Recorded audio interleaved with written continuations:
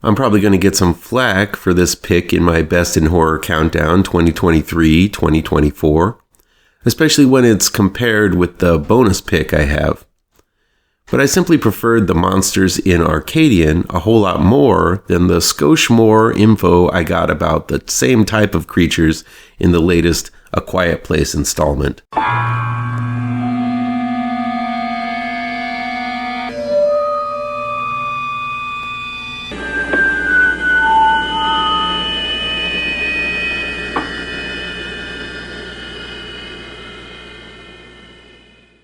At number 23 comes a monster movie with a truly original creature that delivered more uncanny abilities as the film went on.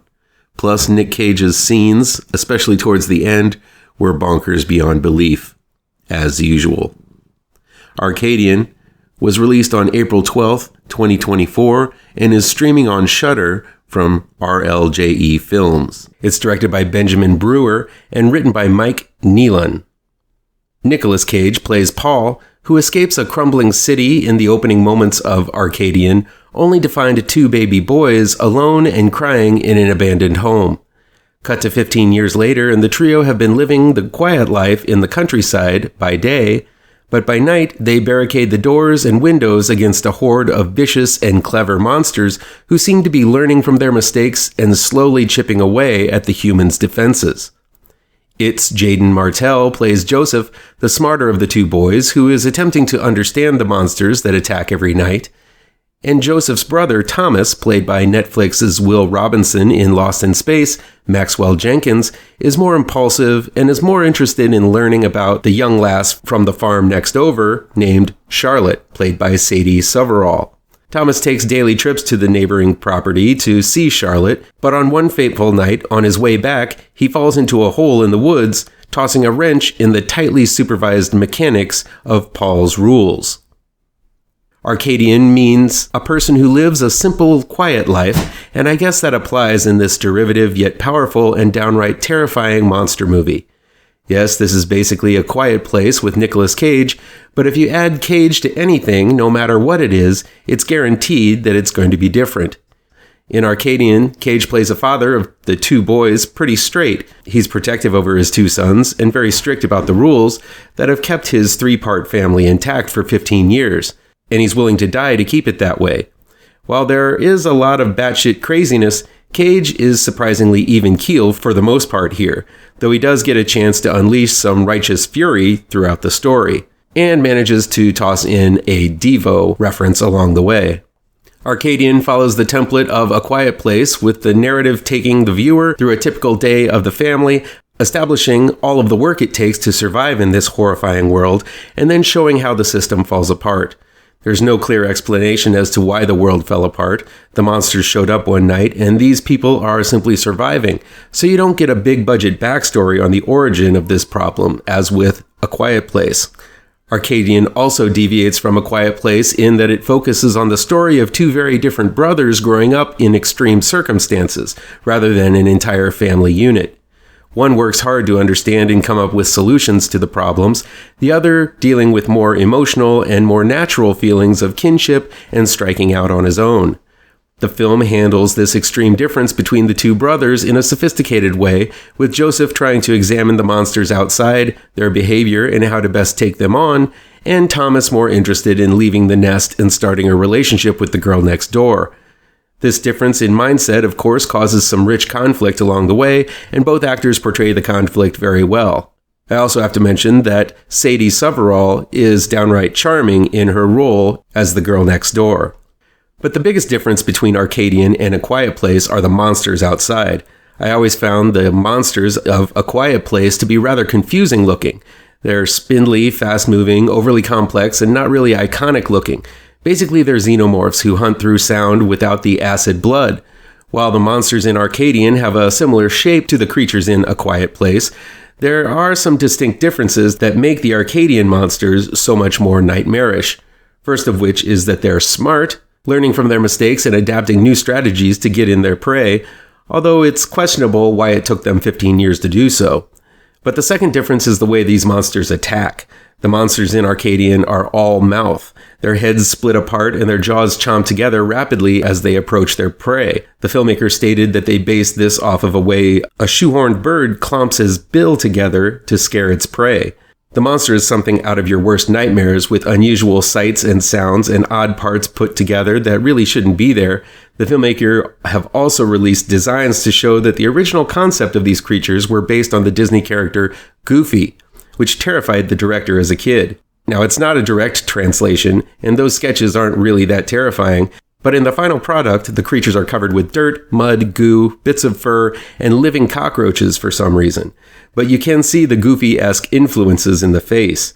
There are also a few features that I'll leave you to discover that blew me away, involving the monsters acting as a unit. All in all, if anything, Arcadian delivers a truly terrifying monster that I would love to see more of. These mad monsters are truly cool. While similar to other end-of-the-world monster flicks, the potency of a truly unique monster, the brother angle, and of course, the Nicolas Cage factor gives Arcadian enough to make it stand out and on its 2 feet. I don't know if this film is meant to be franchisable, but I sure would love to see where this story goes next. And more of those truly strange monsters, pretty please. A Quiet Place Day One was a good movie, but it being the third installment in the series, I would have hoped to have known more about the monster invasion. Are they discarded creatures from an advanced homeworld, or are they here by happenstance, or by some grand design? By film 3, we should know a little bit about all of that, as the silence shtick is wearing thin at this point. Still, this is a solid film, well acted, with a decent story, which is why it deserves a mention in this countdown. A Quiet Place Day One. It's directed by Michael Sarnoski and written by Michael Sarnoski, John Krasinski, Brian Woods, and Scott Beck. Lupita Nyong'o plays Samira, a woman in hospice, dying of cancer, and dependent on meds to deal with the constant pain. With her support animal Frodo, played by 2 cats named Nico and Schnitzel. Love that word. Schnitzel. Samira agrees to go with a group at the hospice to the city led by Nurse Rubin, played by Hereditary and My Pal Dahmer's Alex Wolff. But this trip to the city is interrupted when the military begins showing up in the background and the alarms go off. The sky is filled with meteors crashing into the city, and on those meteors are the creatures we became familiar with in the first 2 A Quiet Place movies. But this time it's different, as it's the initial onset where no one knows anything about what's going on. It's just the world falling apart in real time. Sort of. Okay, now I guess I'll get to the cat in a minute. But this leads me to the biggest crime A Quiet Place Day One commits. Samara is our lead protagonist, in which we experience the entire calamity through. And while the initial seconds occur through her eyes, she's quickly knocked the fuck out. And when she wakes up with a group of survivors hunkered down in a theater, all of them are silent and scared. So basically, they all seem to instinctively know to be quiet so as not to alert the monsters outside. My question is, well, yes, only a few minutes have passed. It seems that it doesn't matter whether this is day 1 or 1 year later when the first movie takes place. All of the knowledge that you need to be silent to survive is learned immediately. I get it, staying quiet is instinctive, but I feel the one thing separating this movie and the first one should have been how we managed to make the rules that the Abbott family from the first film were following.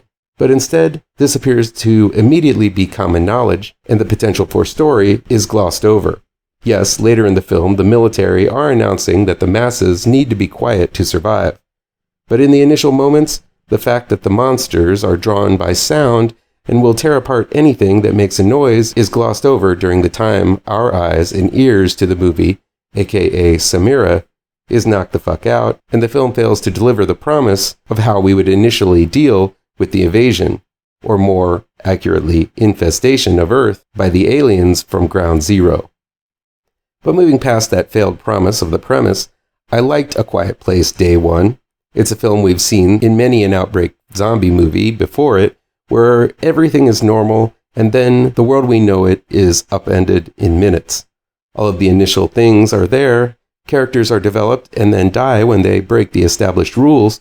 There are those who listen to what the government is telling them, and those who are suspicious and go the opposite way. There are moments where real characters are put to test as to whether they will help others or simply help themselves. And of course, the rules of survival are mapped out for all to follow. It's something you've seen in Night of the Living Dead all the way up to the present. And as an outbreak movie, A Quiet Place Day One works as it ticks all of those familiar boxes. It also gives you some wonderful characters to root for to get through this predicament. Lupita Nyong'o is great as the lead, suffering from both a life-ending illness as well as character flaws which are addressed by the end of the film. She's given up on life and obstinately rebuffs any attempts to connect at the beginning and is challenged with opening up and trusting others throughout the film. She plays a wonderfully nuanced character that stands out from your typical lead heroine you see in movies today. Having given up on Stranger Things, I didn't really have any experience seeing Joseph Quinn, who plays Eric, another survivor who pairs up with Samira later in the movie. He does have a lot of presence and plays second fiddle well. Though I wasn't looking forward to it prior to this movie, I'm interested in seeing what he's going to bring to the character of Johnny Storm in the upcoming Fantastic Four movie. He even looks a little bit like a young Robert Downey Jr. at times. A Quiet Place 2's Dimon Honshu returns, or more accurately, makes his first appearance in Day One as Henry, and while the role is small, he provides some gravitas in key scenes. As does Alex Wolff, who is essential in the development of Samira's character. All in all, these actors elevate what would be a typical outbreak movie into something bigger and more watchable. So let's get to the cat. Yes, it's an easy way to get someone invested, putting the cat into the mix and often into danger. Unless you hate cats. But if you do, you have no soul, and I can't help you there.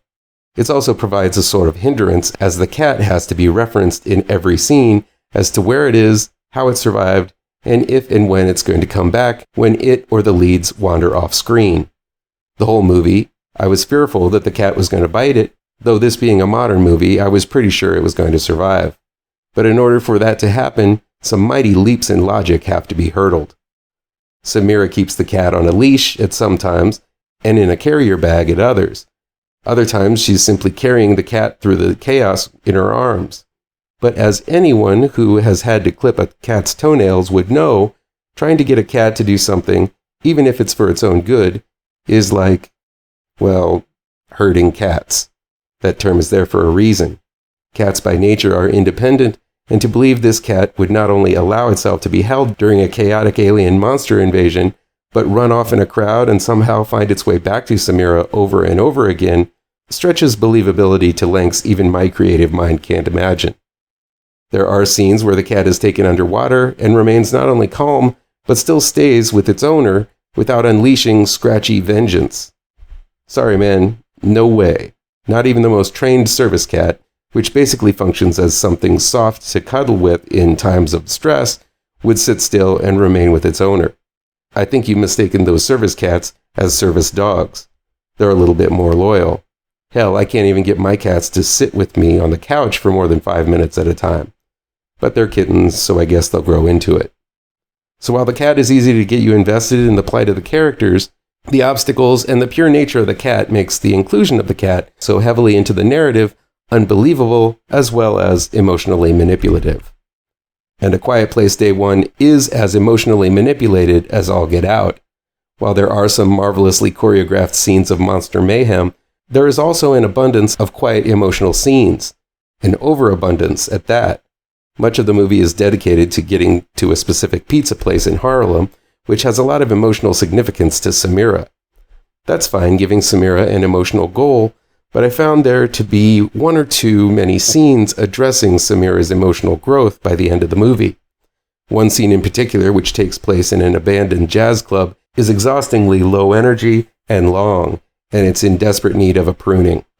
It has a point to it, but I feel at this particular time in the movie, Samira's emotional conflict had been addressed enough, and it was time to get back to some action.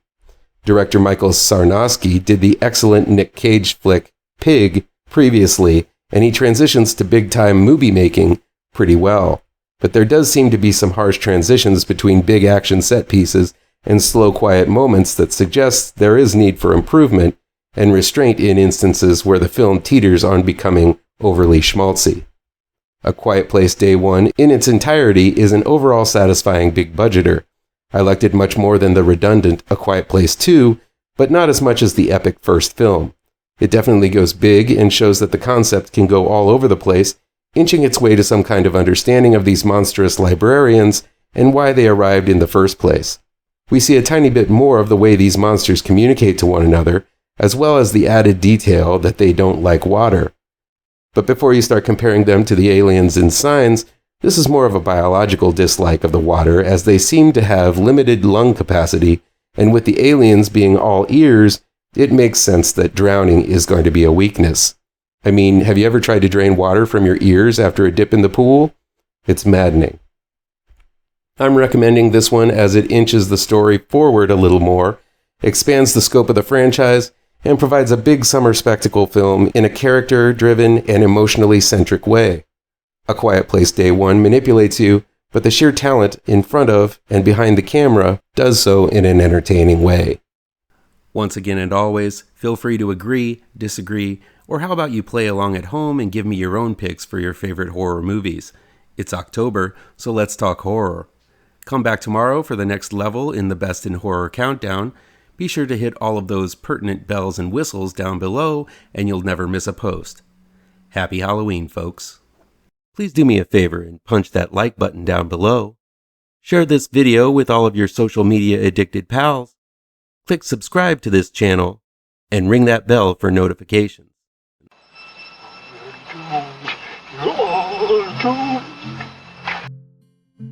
You're doomed to live the life you're meant to be, stuck inside your reality. You're